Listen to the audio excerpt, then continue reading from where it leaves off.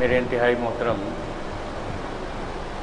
بزرگوں، دوستوں، ساتھیوں، بھائیوں، میری عزت ماؤں اور میری بہنوں، اللہ رب العالمین آپ سب پر رحمتوں کی برسات فرمائے، آپ پر اپنے کرم کی بارش فرمائے۔ رمضان المبارک کے حوالے سے جتنے وعدے اللہ تعالیٰ نے بندگان خدا کے ساتھ کیے ہیں، اللہ رب العالمین ان تمام وعدوں کو آپ کے ساتھ پورا فرمائے۔ سورہ آل عمران جاری ہے اور یہاں کہا جا رہا ہے، اے نبی، لوگوں کو خبردار کر دو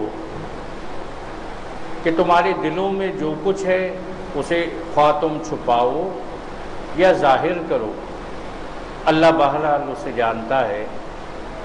زمین و آسمان کی کوئی چیز اس کے علم سے باہر نہیں، اس کا اقتدار ہر چیز پر حاوی۔ وہ دن آنے والا ہے جب ہر نفس اپنے کیے کا پھل حاضر پائے گا، خواہ اس نے بھلائی کی ہو یا برائی۔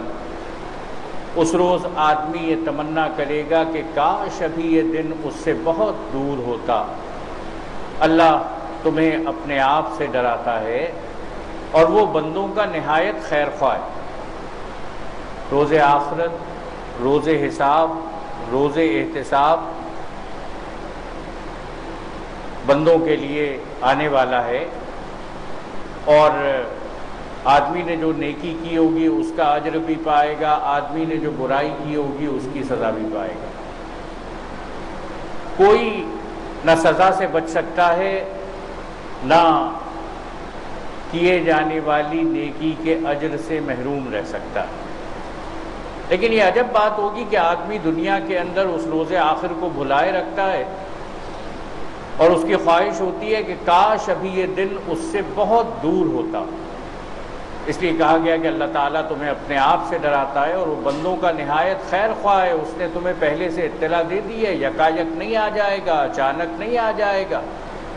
تمہیں بتا دیا گیا کہ کون سے سوالات ہیں، کون سی باتیں تم سے پوچھی جانے والی ہیں، اور فرمایا نبی اکرم صلی اللہ علیہ وآلہ وسلم نے کہ ہر آدمی سے 5 باتیں پوچھی جائیں گی۔ عمر کن مشاغل میں بسر کی، مال کہاں سے کمایا ہے، کہاں پر خرچ کیا، کیسے حاصل کیا یہ بھی بتانا ہوگا۔ سود سے، رشوت سے، حرام سے، کرپشن سے، ظلم سے، زیادتی سے، ڈاکے سے، چوری سے تو حاصل نہیں کیا، اور خرچ کہاں کیا، کہیں برے راستوں پر، برے طریقوں پر، ظلم پر، زیادتی پر، ناانصافی پر تو خرچ نہیں کیا۔ اگر غلط کمایا ہوگا، اگر غلط خرچ کیا ہوگا، اس کا حساب کتاب رب کے سامنے دینا ہوگا۔ مال کہاں سے کمایا، مال کہاں سے خرچ کیا، جوانی کن کاموں میں بسر کی، کہ اللہ تعالیٰ نے انسان کو جو بہترین صلاحیت عطا فرمائی ہے، جوانی کی صلاحیت، طاقت، قوت، جسمانی اور ذہنی صلاحیتیں اپنے عروج پر، جوانی کا زمانہ کہاں گزارا، اور جو علم تمہارے پاس موجود تھا اس علم پر کتنا عمل کیا۔ 5 باتوں کا جواب ہر ایک کو دینا ہوگا۔ اے نبی، لوگوں سے کہہ دو اگر تم حقیقت میں اللہ سے محبت رکھتے ہو تو میری پیروی اختیار کرو، اللہ تم سے محبت کرے گا۔ دوستو، کیسی عظیم الشان بات بتائی گئی ہے۔ نبی اکرم صلی اللہ علیہ وآلہ وسلم بندگان خدا کو یہ بات بتا رہے ہیں کہ اگر تم رب سے محبت کرتے ہو، پروردگار سے محبت کرتے ہو، تو اللہ تعالیٰ نے تمہیں یہ راستہ بتایا ہے کہ رب سے محبت کا لازمی تقاضا یہ ہے کہ تم نبی اکرم صلی اللہ علیہ وآلہ وسلم کی پیروی کرو، ان کے راستے پر چلو، اور اگر تم ان کی پیروی کرو گے، ان کے راستے پر چلو گے، ان کی سنت کو اختیار کرو گے، ان کے عمل کے مطابق اپنے عمل کو تبدیل کر لو گے، اللہ تم سے محبت کرنے لگ جائے گا۔ محبت کا جواب محبت، لیکن اس محبت کے تقاضے کو پورا کیا جائے تو بندے کو رب کی محبت بھی حاصل ہو جائے گی، اور تمہاری خطاؤں سے درگزر فرمائے گا۔ وہ بڑا معاف کرنے والا اور رحیم۔ اگر تم نبی اکرم صلی اللہ علیہ وآلہ وسلم کے طریقے پر چلو گے تو اللہ تعالیٰ تمہیں معاف بھی فرما دے گا۔ اور یہاں اس کے عفو و درگزر کا، اس کی رحمت کا تذکرہ کیا جا رہا ہے۔ ان سے کہو کہ اللہ اور رسول کی اطاعت قبول کر لو، پھر وہ اگر تمہاری یہ دعوت قبول نہ کریں تو یقیناً یہ ممکن نہیں ہے کہ اللہ ایسے لوگوں سے محبت کرے جو اس کی اور اس کے رسول کی اطاعت سے انکار کرتے ہیں۔ اللہ رب العالمین نے اپنی محبت کے لیے شرط یہ قائم کی ہے کہ تم نبی اکرم صلی اللہ علیہ وآلہ وسلم کی اطاعت کرو گے۔ ایک بندے کو کیسے پتا چلے گا کہ رب کا حکم کیا ہے، رب کس چیز میں راضی ہوتا ہے؟ اللہ تعالیٰ نے بندوں کی مشکل کو آسان فرما دیا اور ان کے سامنے نبی اکرم صلی اللہ علیہ وآلہ وسلم کی سیرت کر دی۔ وہ صبح کیسے کرتے تھے، وہ شام کیسے کرتے تھے، وہ محفل میں کیسے بیٹھتے تھے، وہ تنہائی کس طرح گزارا کرتے تھے، وہ گھر میں بیویوں کے ساتھ کیسے سلوک کیا کرتے تھے، وہ گھر کے باہر دوستوں کے ساتھ، احباب کے ساتھ کیسے سلوک کیا کرتے تھے۔ اس لیے اللہ ایسے لوگوں سے محبت، یہ ممکن نہیں ہے کہ اللہ ایسے لوگوں سے محبت کرے جو اس کی اور اس کے رسول کی اطاعت سے انکار کرتے ہوں۔ اللہ نے آدم اور نوح اور آل ابراہیم اور آل عمران کو تمام دنیا والوں پر ترجیح دے کر اپنی رسالت کے لیے منتخب کیا تھا۔ انبیاء کا چناؤ اللہ رب العالمین نے کیا، بندوں نے نہیں کیا۔ اور ان تمام انبیاء کو جن کو اللہ تعالیٰ نے منتخب فرمایا، چنا، یہ برگزیدہ بندے ہیں، ان کو تمام دنیا والوں پر ترجیح دی گئی ہے۔ ان کی سیرت و کردار کے اندر ایسی چاشنی ہے، ایسی خوبصورتی ہے، ایسا حسن ہے کہ اللہ تعالیٰ نے ان کو منتخب فرمایا۔ اور میرے دوستو، یہاں میں ذرا عرض کر دوں کہ سیدنا آدم، سیدنا نوح علیہ السلام، آل ابراہیم، ابراہیم علیہ السلام، اسماعیل علیہ السلام، اسحاق علیہ السلام، یعقوب علیہ السلام، ان کی اولاد میں انبیاء کا ایک طویل سلسلہ، اور آل عمران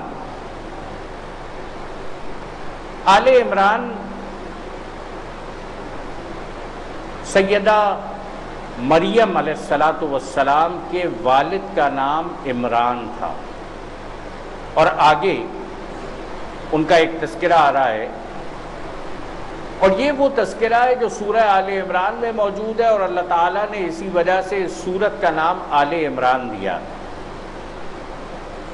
اس لیے کہا گیا کہ اللہ تعالیٰ نے ان سب کو تمام دنیا والوں پر ترجیح دے کر منتخب کیا تھا۔ یہ ایک سلسلے کے لوگ تھے جو ایک دوسرے کی نسل سے پیدا ہوئے۔ اللہ رب العالمین سب کچھ سنتا اور جانتا ہے۔ وہ اس وقت سن رہا تھا جب عمران کی عورت، عمران کی بیوی کہہ رہی تھی کہ میرے پروردگار، میں اس بچے کو جو میرے پیٹ میں ہے تیری نظر کرتی ہوں، وہ تیرے ہی کام کے لیے وقف ہوگا، میری اس پیشکش کو قبول فرما، تو سننے اور جاننے والا۔ بی بی مریم، ان کے والدین کی کوئی اولاد نہ تھی، اور بڑی عمر گزر گئی، بڑی منتوں کے بعد گھر کے اندر ایک بچے کی پیدائش ہونے لگی۔ ان کے والد عمران بڑے نیک آدمی تھے، اور روایات میں آتا ہے کہ مسجد اقصیٰ کی امامت ان کے ذمے تھی۔ انہوں نے جب ان کی والدہ کو احساس ہوا کہ حمل قرار پا گیا ہے، تو انہوں نے اللہ تعالیٰ کے حضور نذر مانی کہ اے میرے پروردگار، جو میرے پیٹ میں ہے میں وہ تیری نظر کرتی ہوں، وہ تیرے ہی کام کے لیے وقف ہوگا، وہ کوئی اور کام نہیں کرے گا، وہ تیرے ہی دین کا کام کرے گا۔ اور کہا کہ اے پروردگار، میری اس کے پیشکش کو قبول فرما، تو سننے اور جاننے والا۔ لیکن جب پیدائش ہوئی، پھر وہ بچی جب اس کے یہاں پیدا ہوئی تو اس نے کہا مالک میرے یہاں تو لڑکی پیدا ہو گئی، حالانکہ جو کچھ اس نے جنا تھا اللہ کو اس کی خبر تھی، اور لڑکا لڑکی کی طرح نہیں ہوتا۔ خیر میں نے اس کا نام مریم رکھ دیا ہے، اور میں اسے اور اس کی آئندہ نسل کو شیطان مردود کے فتنے سے تیری پناہ میں دیتی ہوں۔ آج بہت سارے لوگ اسلام کے اوپر میل شاونزم کا الزام لگاتے ہیں کہ یہ مردوں کی ایک ایسی سوسائٹی قائم کرتا ہے جس میں خواتین کے حقوق کچل دیے جاتے ہیں۔ ذرا دیکھیں قرآن مجید میں جب اللہ رب العالمین بی بی مریم کا تذکرہ کرتا ہے، کیسا عظیم الشان تذکرہ، اور اللہ تعالیٰ خود کہتا ہے کہ حالانکہ جو کچھ اس نے جنا تھا اللہ کو اس کی خبر تھی، اور لڑکا لڑکی کی طرح نہیں ہوتا۔ یہ مرد اور عورت یہ دونوں اللہ کی بندگی کے لیے پیدا کیے گئے ہیں، لیکن بی بی مریم جو مقام ان کا ہے، جو تقوی ان کے اندر موجود تھا، جو اللہ رب العالمین کی قربت ان کی تھی، اور جو اللہ تعالیٰ نے مقام ان کو عطا فرمایا تھا، وہ دنیا میں مردوں کو بھی اس طرح حاصل نہیں ہوا۔ اس لیے عورت اور مرد یہ دونوں معاشرے کے اندر برابر مقام رکھتے ہیں۔ ہاں ذمہ داریوں کے اندر مردوں کی ذمہ داری زیادہ ہے، یہ معاشرے کی فلاح بہبود کے لیے ضروری ہے۔ اور یہاں اللہ رب العالمین نے اس تذکرے کے بعد کہا کہ ان کی والدہ نے کہا کہ میں نے اس کا نام مریم رکھ دیا ہے، میں اسے اور اس کی آئندہ نسل کو شیطان مردود کے فتنے سے تیری پناہ میں دیتی ہوں۔ آخر کار اس کے رب نے اس لڑکی کو بخوشی قبول فرما لیا، اسے بڑی اچھی لڑکی بنا کر اٹھایا۔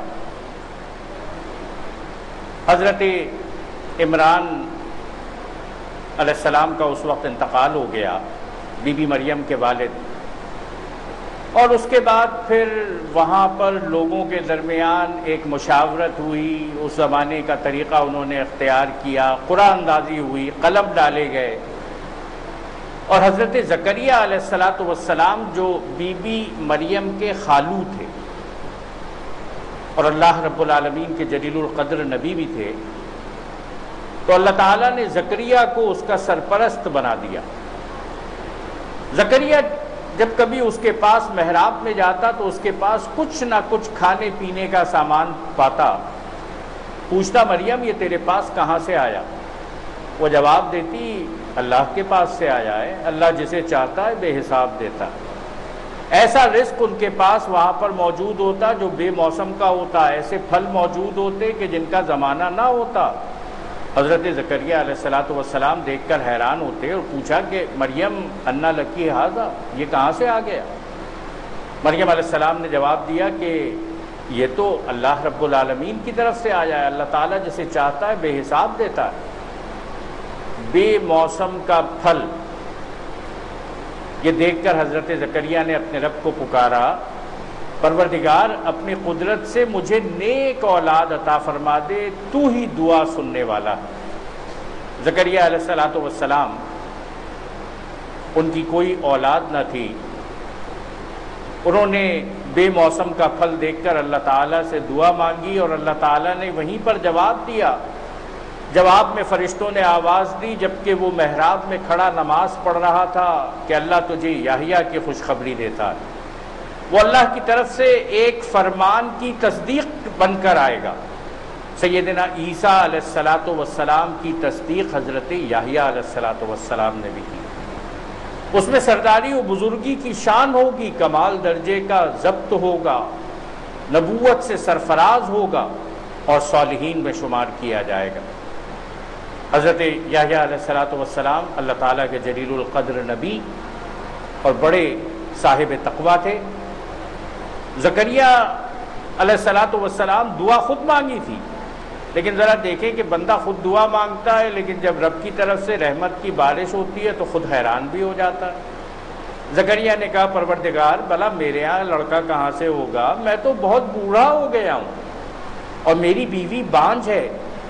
جواب ملا ایسا ہی ہوگا، اللہ جو چاہتا ہے کرتا ہے۔ اسباب کی ضرورت انسانوں کو ہو سکتی ہے، اللہ تعالیٰ کو اسباب کی کوئی ضرورت نہیں ہے، وہ جس طرح چاہے جو چیز جس کو دینا دے سکتا ہے۔ زکریا علیہ السلام نے اللہ تعالیٰ کا یہ جواب سنا تو کہا، عرض کیا مالک پھر کوئی نشانی میرے لیے مقرر فرما دے، مجھے پتہ چل جائے کہ تیری یہ رحمت اب مجھے ملنے والی ہے۔ اللہ رب العالمین نے کہا، نشانی یہ ہے کہ تم 3 دن تک لوگوں سے اشاروں کے سوا بات چیت نہ کر سکو گے۔ اس دوران میں اپنے رب کو بہت یاد کرنا اور صبح و شام اس کی تسبیح کرتے رہنا۔ اور پھر وہ وقت آیا جب مریم سے فرشتوں نے آ کر کہا، اے مریم، اللہ نے تجھے برگزیدہ کیا، پاکیزگی عطا کی اور تمام دنیا کی عورتوں پر تجھے ترجیح دے کر اپنی خدمت کے لیے چن لیا۔ کیسا عظیم الشان مرتبہ اور مقام ہے۔ فرشتے رب کی طرف سے پیغام پہنچا رہے ہیں کہ اللہ تعالیٰ نے تجھے منتخب فرمایا ہے، برگزیدہ کیا ہے، تجھے سب پہ ترجیح دے کر اپنی خدمت کے لیے چن لیا۔ اے مریم، اپنے رب کی تابع فرمان بن کر رہے، اس کے آگے سربسجود ہو، اور جو بندے اس کے حضور جھکنے والے ہیں ان کے ساتھ تو بھی جھک جا۔ اللہ تعالیٰ کی بندگی اختیار کرو، اللہ تعالیٰ کو یاد کرو۔ اے محمد، یہ غیب کی خبریں جو ہم تم کو وحی کے ذریعے بتا رہے ہیں، ورنہ تم اس وقت وہاں موجود نہ تھے جب ہیکل کے خادم یہ فیصلہ کرنے کے لیے کہ مریم کا سرپرست کون ہو اپنے اپنے قلم پھینک رہے تھے۔ یہ اس زمانے کا قرآن اندازی کا طریقہ تھا، قرآن اندازی کر رہے تھے کہ کون ہوگا جو مریم علیہ السلام کی سرپرستی کرے گا، اور نہ تم اس وقت حاضر تھے جب ان کے درمیان جھگڑا برپا تھا۔ اور جب فرشتوں نے کہا، اے مریم، اللہ تجھے اپنے ایک فرمان کی خوشخبری دیتا، اس کا نام مسیح عیسیٰ ابن مریم ہوگا، دنیا اور آخرت میں معزز ہوگا، اللہ کے مقرب بندوں میں شمار کیا جائے گا۔ حضرت مریم علیہ السلام کو سیدنا عیسیٰ علیہ السلام کی پیدائش کی خوشخبری دی گئی۔ یہ بڑی عظیم الشان خبر تھی، لیکن ایک ایسی پاک باز عورت جو معاشرے کے اندر رہتی بستی ہو، اس کے لیے تو ایک بہت بڑی آزمائش تھی۔ اس نے جب یہ سنا تو وہ فرشتوں نے بات کو مکمل کیا کہ وہ لوگوں سے گہوارے میں بھی کلام کرے گا، بالکل پیدائش کے فوراً بعد لوگوں سے گفتگو کرے گا، اور بڑی عمر کو پہنچ کر بھی گفتگو کرے گا، اور وہ ایک مرد صالح ہوگا۔ یہ سن کر مریم بولی، پروردگار، میرے یہاں بچہ کہاں سے ہوگا؟ مجھے تو کسی شخص نے ہاتھ تک نہیں لگایا۔ جواب ملا، ایسا ہی ہوگا، اللہ جو چاہتا ہے پیدا کرتا ہے، وہ جب کسی کام کے کرنے کا فیصلہ فرما دیتا ہے تو بس کہتا ہے کہ ہو جا، اور وہ ہو جاتا ہے۔ فرشتوں نے پھر اپنے سلسلہ کلام میں کہا، اور اللہ اسے کتاب اور حکمت کی تعلیم دے گا، توریت اور انجیل کا علم سکھائے گا، اور بنی اسرائیل کی طرف اپنا رسول مقرر کرے گا۔ اور جب وہ بحیثیت رسول بنی اسرائیل کے پاس آیا، یہ مکمل تذکرہ قرآن مجید کی اگلی صورتوں میں بھی موجود ہے، سورہ مریم میں بھی یہ بہت تفصیلی تذکرہ موجود ہے، لیکن سیدنا عیسیٰ علیہ السلام کی پیدائش ہوئی، اور جب وہ ایک خاص عمر کو پہنچے تو انہوں نے کہا کہ میں تمہارے رب کی طرف سے تمہارے پاس نشانی لے کر آیا ہوں۔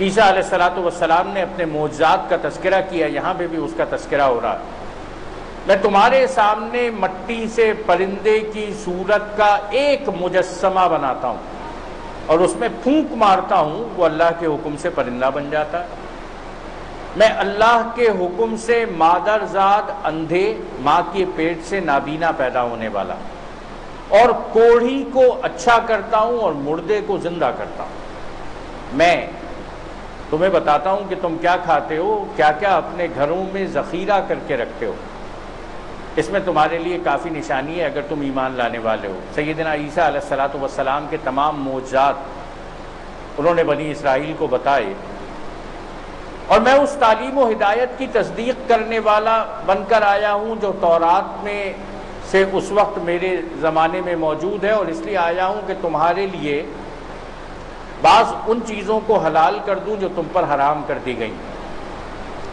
بنی اسرائیل نے بہت ساری چیزیں حرام کر لی تھیں، ان میں ایک چیز تھی اونٹ کا گوشت اور چربی، یہ بھی انہوں نے اپنے اوپر حرام کر لیا تھا۔ سیدنا عیسیٰ علیہ السلام، جس طرح میں نے پہلے تذکرہ یہ کیا تھا، قرآن مجید میں بھی یہ تذکرہ موجود ہے کہ تمام انبیاء کو دی جانے والی بنیادی ہدایات ایک ہی، توحید، رسالت، آخرت، فرشتے، کتابیں، یہ تمام کے تمام عقائد یہ تمام انبیاء کے زمانے میں ایک رہے، لیکن شرعی احکام بہت سارے تبدیل ہوتے رہے۔ کسی ایک نبی کو ایک شریعت دی گئی، کسی دوسرے نبی کو دوسری شریعت دی گئی۔ دیکھو، میں تمہارے رب کی طرف سے تمہارے پاس نشانی لے کر آیا ہوں، لہٰذا اللہ سے ڈرو اور میری اطاعت کرو۔ یہ تمام انبیاء کی دعوت تھی کہ اللہ سے ڈرو، اللہ کو ایک تسلیم کرو، میری بندگی کرو، میری عبادت، میری اطاعت کرو، میرے طریقے پر چلو۔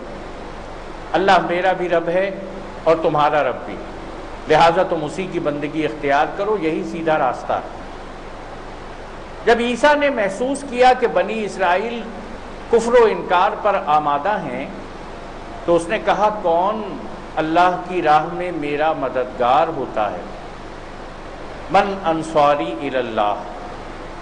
حواریوں نے جواب دیا، ہم اللہ کے مددگار ہیں، ہم اللہ پر ایمان لائے، گواہ رہو کہ ہم مسلم، فرما بردار، اللہ کے آگے سر اطاعت جھکا دینے والے۔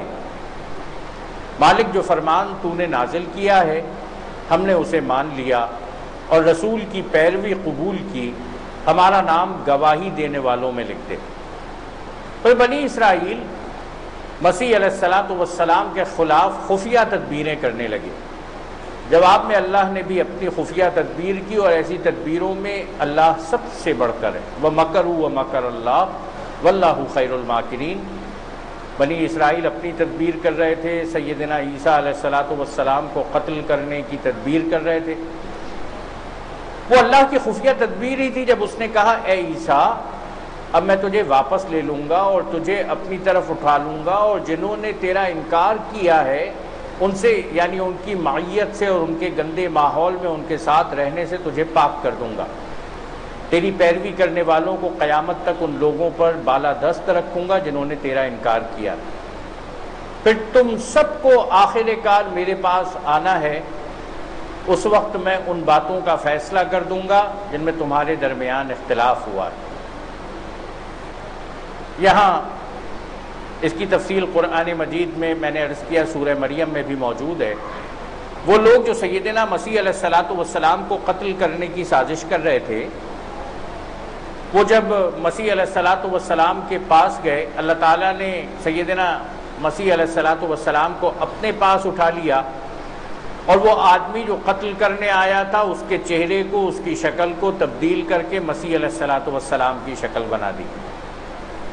وہ جو بعد والے پہنچے انہوں نے اسی آدمی کو پکڑ کے سلیب کر دیا، پھانسی دے دی، قتل کر دیا، اور کہنے لگے کہ ہم نے مسیح علیہ السلام کو قتل کر دیا۔ سیدنا عیسیٰ علیہ السلام کو اللہ تعالیٰ نے اٹھا لیا ہے، اور سیدنا عیسیٰ علیہ السلام قیامت کے قریب ایک مرتبہ پھر زمین پر آئیں گے۔ لیکن ذرا میں یہاں پر عرض کر دوں کہ جب سیدنا عیسیٰ علیہ السلام دنیا کے اندر دوبارہ تشریف لائیں گے تو نبی اکرم صلی اللہ علیہ وآلہ وسلم کے امتی بن کر دنیا میں آئیں گے، جس چیز کی خواہش انہوں نے بھی کی تھی۔ مسیح علیہ السلام آئیں گے لیکن اپنی شریعت پر، اپنی کتاب پر، وہ صاحب کتاب نبی ہیں، وہ صاحب شریعت نبی ہیں، اپنی شریعت پر، اپنی کتاب پر عمل نہیں کریں گے۔ اس لیے کہ ابھی ہم تھوڑی دیر پہلے یہی قرآن مجید میں اللہ تعالیٰ ارشاد فرما چکا ہے کہ اگر تم اللہ سے محبت کرتے ہو تو اطاعت کرو محمد مصطفیٰ صلی اللہ علیہ وآلہ وسلم۔ اور دیکھیں، ایک صاحب شریعت نبی، ایک صاحب کتاب نبی بھی جب دنیا کے اندر دوبارہ بھیجا جائے گا تو وہ اپنی شریعت اور اپنی کتاب پر عمل نہ کرے گا، وہ نبی اکرم صلی اللہ علیہ وآلہ وسلم کے طریقے پر چلے گا۔ جن لوگوں نے کفر و انکار کی روش اختیار کی انہیں دنیا و آخرت دونوں میں سخت سزا دوں گا اور وہ کوئی مددگار نہ پائیں گے، اور جنہوں نے ایمان اور نیک عملی کا رویہ اختیار کیا انہیں ان کے اجر پورے کے پورے دیے جائیں گے۔ خوب جان رکھو کہ ظالموں سے اللہ ہرگز محبت نہیں کرتا۔ یہ آیات اور حکمت سے لبریز تذکرے ہیں جو ہم تمہیں سنا رہے ہیں۔ اللہ کے نزدیک عیسیٰ کی مثال آدم کی سی ہے۔ سیدنا آدم علیہ السلام کو اللہ تعالیٰ نے مٹی سے پیدا کیا، اللہ نے اسے مٹی سے پیدا کیا اور حکم دیا کہ ہو جا، اور وہ ہو گیا۔ کسی چیز کی تخلیق اللہ تعالیٰ کے نزدیک تو اتنی ہی ہے کہ وہ کہے کن، اس کا ایک کلمہ، اس کا ایک حکم، اور اس کا ایک کلمہ، اس کا ایک حکم فوری طور پر اس کے اوپر عمل درآمد ہوتا ہے۔ اللہ تعالیٰ نے آدم علیہ السلام کو مٹی سے پیدا کیا۔ تمہارے ذہنوں میں یہ سوال پیدا نہیں ہوا کہ آدم علیہ السلام کو مٹی سے پیدا کیا ہے، کس نے بنایا ہے؟ کہیں وہ تو نعوذ باللہ رب نہیں ہے؟ تو پھر یہ سوال سیدنا مسیح علیہ السلام کے بارے میں کہاں سے پیدا ہو گیا؟ یہ اصل حقیقت ہے جو تمہارے رب کی طرف سے تمہیں بتائی جا رہی ہے، جو اللہ تعالیٰ نے تمہیں بتایا، یہی حقیقت ہے۔ اور تم ان لوگوں میں شامل نہ ہو جو اس میں شک کرتے ہیں۔ نہ شک کرو اس بات میں کہ مسیح علیہ السلام پیدا کیسے ہوئے، یہ اللہ کی مرضی ہے، وہ جس طرح چاہے پیدا فرما دیتا ہے۔ نہ شک کرو اس بات میں کہ وہ دنیا سے کس طرح اٹھا لیے گئے، اللہ رب العالمین ہر چیز پر قدرت رکھتا ہے۔ یہ علم آ جانے کے بعد اب جو کوئی اس معاملے میں تم سے جھگڑا کرے تو اے محمد صلی اللہ علیہ وآلہ وسلم اس سے کہو کہ آؤ ہم اور تم خود بھی آ جائیں، اپنے بال بچوں کو بھی لے آئیں اور خدا سے دعا کریں کہ جو جھوٹا ہو اس پر خدا کی لعنت۔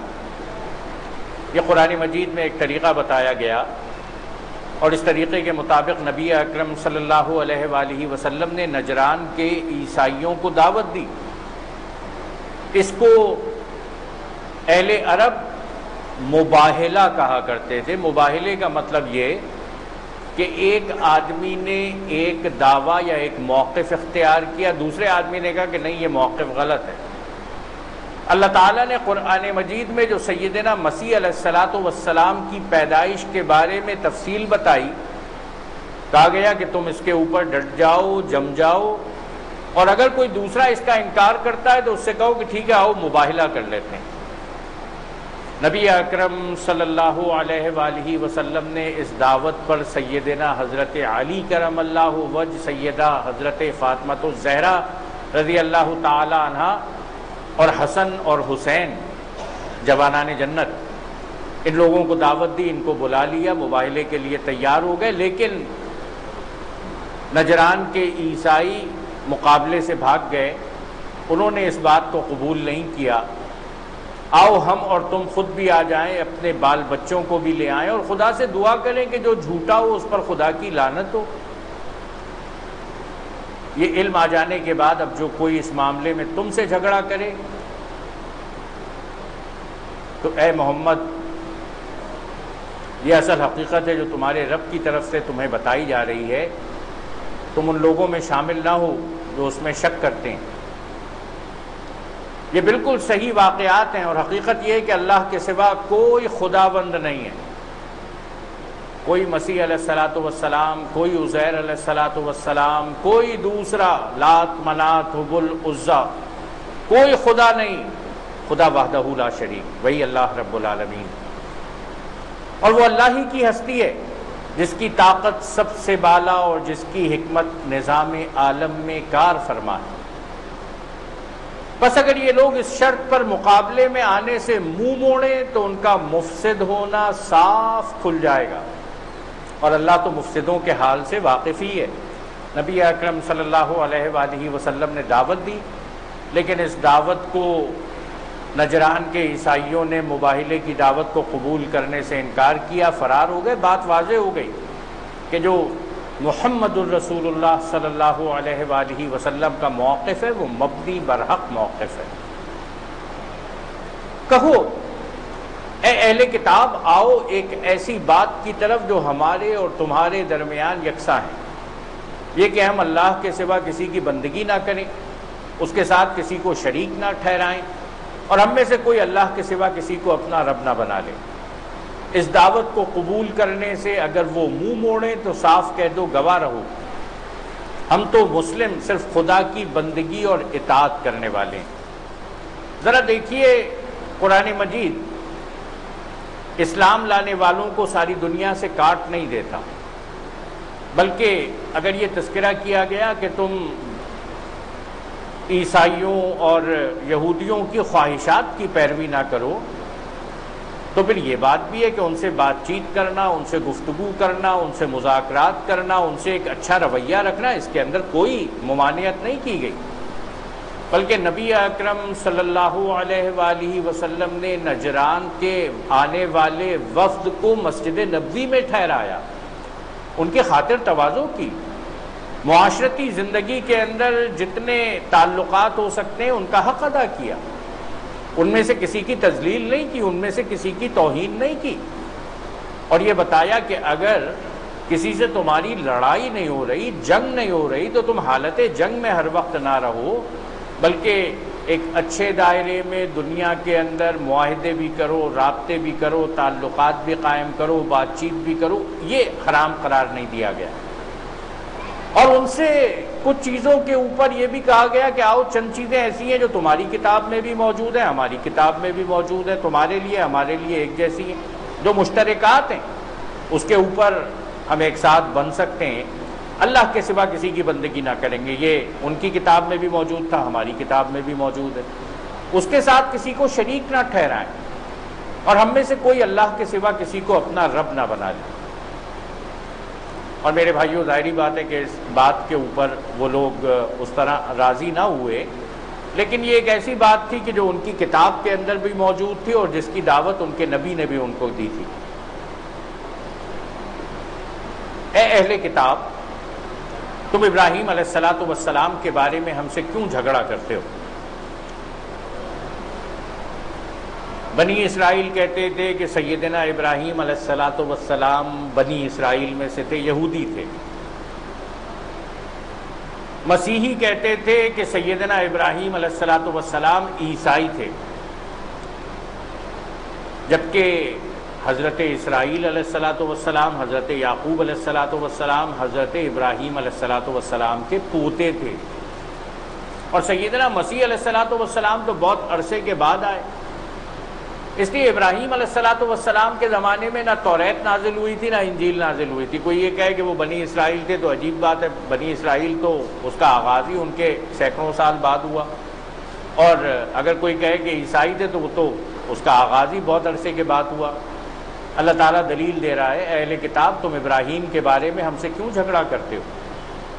تورات اور انجیل تو ابراہیم علیہ السلام کے بعد ہی نازل ہوئی ہیں، پھر کیا تم اتنی بات بھی نہیں سمجھ سکتے؟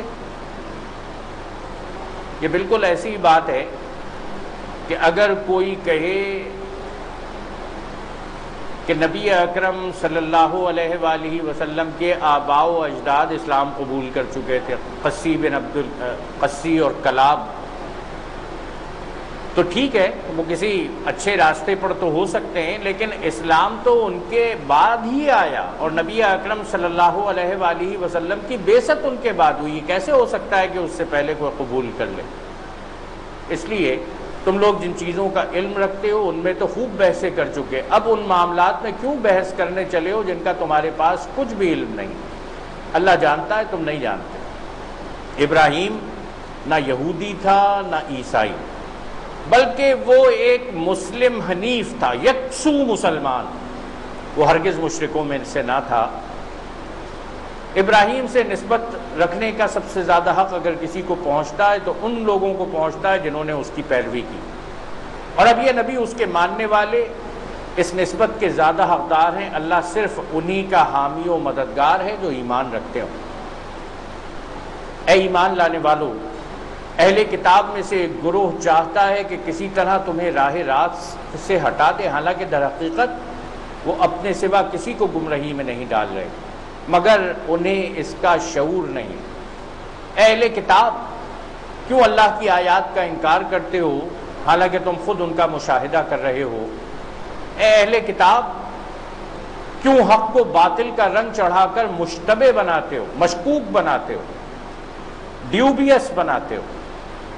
کیوں جانتے بوجھتے حق کو چھپاتے ہو؟ اہل کتاب میں سے ایک گروہ کہتا ہے کہ اس نبی کے ماننے والوں پر جو کچھ نازل ہوا ہے اس پر صبح کو ایمان لاؤ اور شام کو اس سے انکار کر دو۔ مدینے کے یہودیوں نے اس بات کی ایک تدبیر کی، آپس میں مشورہ کیا کہ صبح کے وقت ان پر ایمان لے آئیں گے اور شام کے وقت کہیں گے کہ ارے وہ جو ہم ایمان لائے تھے لیکن ہم نے قریب سے جا کر دیکھا ان کے اندر تو وہ ساری چیزیں ملتی نہیں جو ایک نبی کے اندر ہونا چاہیے، وہ جو ہماری کتاب میں بھی خبر دی گئی ہے وہ ان کے بارے میں نہیں دی گئی تھی۔ شاید اس ترکیب سے یہ لوگ اپنے ایمان سے پھر جائیں۔ اللہ تعالیٰ نے ان کی سازش کو لوگوں کے سامنے واضح کر دیا، بلی تھیلے سے نکال دی، بات واضح کر دی۔ نہیں، یہ لوگ آپس میں کہتے ہیں اپنے مذہب والوں کے سوا کسی کی بات نہ مانو۔ اے نبی، ان سے کہہ دو اصل میں ہدایت تو اللہ کی ہدایت ہے اور یہ اسی کی دین ہے کہ کسی کو وہی کچھ دے دیا جائے جو کبھی تم کو دیا گیا تھا۔ یہ اللہ تعالیٰ جس کو چاہتا ہے دنیا کے اندر عزت دیتا ہے، سرفرازی دیتا ہے، نبوت دیتا ہے، یا یہ کہ دوسروں کو تمہارے رب کے حضور پیش کرنے کے لیے تمہارے خلاف قوی حجت مل جائے۔ اے نبی، ان سے کہو کہ فضل و شرف اللہ کے اختیار میں ہے، جسے چاہے وہ عطا فرمائے، وہ وسیع النظر ہے اور سب کچھ جانتا ہے، اپنی رحمت کے لیے جس کو چاہتا ہے مخصوص کر لیتا ہے، اس کا فضل بہت بڑا ہے۔ نبی اکرم صلی اللہ علیہ وآلہ وسلم کا انتخاب اس نے کیا ہے، کسی سے پوچھ کر نہیں کیا، اور وہ کسی کو جواب دہ نہیں ہے۔ اہل کتاب کوئی تو ایسا ہے اگر تم اس کے اعتماد پر مال اور دولت کا ایک ڈھیر بھی دے دو تو وہ تمہارا مال تمہیں ادا کر دے گا، امانت دار ہے، خیانت نہیں کرتا۔ اگر مال کا ایک ڈھیر بھی اس کو دے دیا جائے تو خیانت نہیں کرتا، پورا مال واپس کر دیتا۔ اور کسی کا حال یہ ہے کہ اگر تم ایک دینار کے معاملے میں بھی اس پر بھروسہ کرو تو وہ ادا نہ کرے گا، الا یہ کہ تم اس کے سر پر سوار ہو جاؤ۔ ان کی اس اخلاقی حالت کا سبب یہ ہے کہ وہ کہتے ہیں امیوں، غیر یہودی لوگوں کے معاملے میں ہم پر کوئی مواخذہ نہیں۔ کیسی عجیب و غریب بات ہے۔ وہ کہتے ہیں کہ جب ہم یہودیوں کے ساتھ معاہدہ کریں وہ معاہدہ ایک طریقے کا ہوگا، اور جب ہم غیر یہودیوں کے ساتھ معاہدہ کریں، اور امی، یہ جو مکہ اور مدینہ ہے اس کو تاریخ عرب کی کتابوں میں ام القریٰ کہا گیا ہے۔ آج بھی لوگ جانتے ہیں کہ مکہ معظمہ کے قریب عرفات میں ایک یونیورسٹی بنی ہے، اس یونیورسٹی کا نام ام القریٰ یونیورسٹی۔ ام القریٰ یونیورسٹی اس جگہ کی نسبت سے دیا گیا ہے، تاریخ میں اس کا نام ام القریٰ ہے۔ اس لیے بہت ساری جگہوں پر یہاں کے رہنے بسنے والوں کو امی کہا جاتا ہے۔ انہوں نے کہا کہ امیوں کے معاملے میں، امیوں غیر یہودی لوگوں کے معاملے میں ہم پر کوئی مواخذہ نہیں، اگر ہم ان کے ساتھ معاہدے پورے نہ کریں تو کوئی خاص بات نہیں۔ اور یہ بات وہ محض جھوٹ گڑھ کر اللہ کی طرف منسوب کرتے ہیں، حالانکہ انہیں معلوم ہے کہ اللہ نے کوئی ایسی بات نہیں فرمائی۔ یاد رکھیے گا، معاہدہ کرنا، عہد کرنا، اگر آپ کسی کے ساتھ عہد کریں عہد کو پورا کرنا چاہیے، وہ چاہے مسلمان کے ساتھ کریں، وہ چاہے غیر مسلم کے ساتھ کریں۔ اور جب آپ کاروباری معاہدہ بھی کریں تو کاروباری معاہدے میں بھی آپ کو عہد پورا کرنا چاہیے۔ یہ قرآن مجید کا بھی حکم ہے، یہ نبی اکرم صلی اللہ علیہ وآلہ وسلم کا طریقہ بھی ہے۔ اور کہا گیا لا دین لمن لا عہد لہ، کہ جس نے وعدے کو پورا نہیں کیا اس کا کوئی دین نہیں ہے، بے دین آدمی ہے۔ اس لیے یہودی کہا کرتے تھے کہ امیوں کے معاملے میں ہم پر کوئی مواخذہ نہیں۔ آخر کیوں ان سے باس پرس نہ ہوگی؟ جو بھی اپنے عہد کو پورا کرے گا اور برائی سے بچ کر رہے گا وہ اللہ کا محبوب بنے گا، کیونکہ پرہیزگار لوگ اللہ کو پسند ہیں۔ رہے وہ لوگ جو اللہ کے عہد اور اپنی قسموں کو تھوڑی قیمت پر بیچ ڈالتے ہیں، تھوڑی قیمت پر، کیا بہت زیادہ قیمت پر بیچا جا سکتا ہے؟ نہیں، میں نے عرض کیا کہ قرآن مجید کی ایک آیت کے بدلے میں دنیا و آخرت کی تمام دولت ہیچ ہے، کم تر ہے۔ جو اللہ کے عہد اور اپنی قسموں کو تھوڑی قیمت پر بیچ ڈالتے ہیں تو ان کے لیے آخرت میں کوئی حصہ نہیں۔